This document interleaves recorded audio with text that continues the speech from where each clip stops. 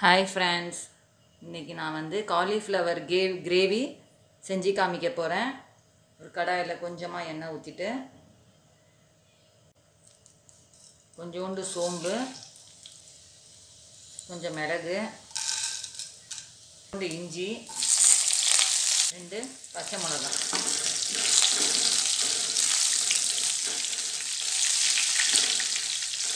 இது எல்லாத்தையும் போட்டு நல்லா வதக்கிக்கணும்.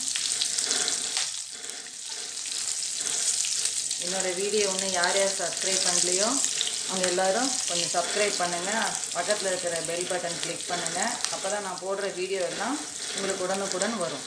ஒரு 2 தக்காளி எல்லாம் போட்டு நம்ம அரைக்க தான் போகிறோம்.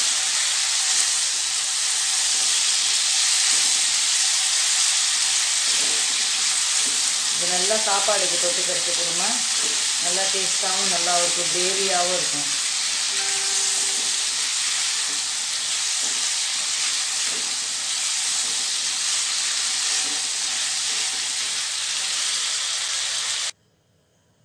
அதே கடாயிலே கொஞ்சமாக எண்ணெய் ஊற்றிட்டு கொஞ்சோண்டு ஜீரகம், ஒரே ஒரு பச்சை மிளகாய் நடுவில் இப்படி கீறிட்டு கொஞ்சோண்டு கருவேப்பிலை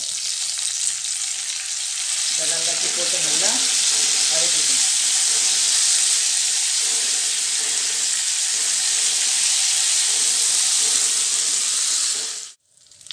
இந்த அரைச்சி வச்சு இந்த விழுது அப்படியே விடணும், தண்ணியே விடாமல் அப்படியே தண்ணி ஊற்றிக்கணும். அதை அரைக்கும் போதே அதனால் தண்ணி விடாமல் அப்படியே அரைக்கணும்.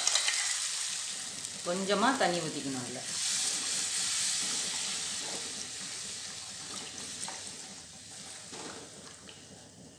கொஞ்சமாக தண்ணி ஊற்றிட்டு ஒரு 5 மினிட்ஸ்க்கு அதை நல்லா கொதிக்க விடணும். 5 மினிட்ஸ் ஆகிடுச்சு. இந்த மாதிரி காலிஃப்ளவர் நல்லா சுடு தண்ணியில் நல்லா போட்டு வேக வச்சுட்டு நல்லா ஒரு 5 மினிட்ஸ்க்கு நல்லா கொதிக்க விட்டுறணும். அந்த பூச்சியெல்லாம் எல்லாமே போயிடும் அதில் இருந்துச்சுன்னா. அதுக்கப்புறம் இதில் போட்டுடணும்.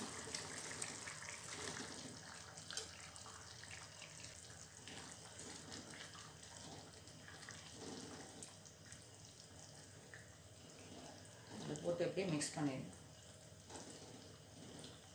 நல்லா மிக்ஸ் பண்ணி விட்டுடணும். கொஞ்சோண்டு மிளகாத்தூள், ஏற்கனவே நம்ம பச்சை மிளகாய் போட்டிருக்கிறதுனால 1/4 ஸ்பூன் கொஞ்சம் கூட மிளகாத்தூள், கொஞ்சோண்டு மல்லித்தூள்,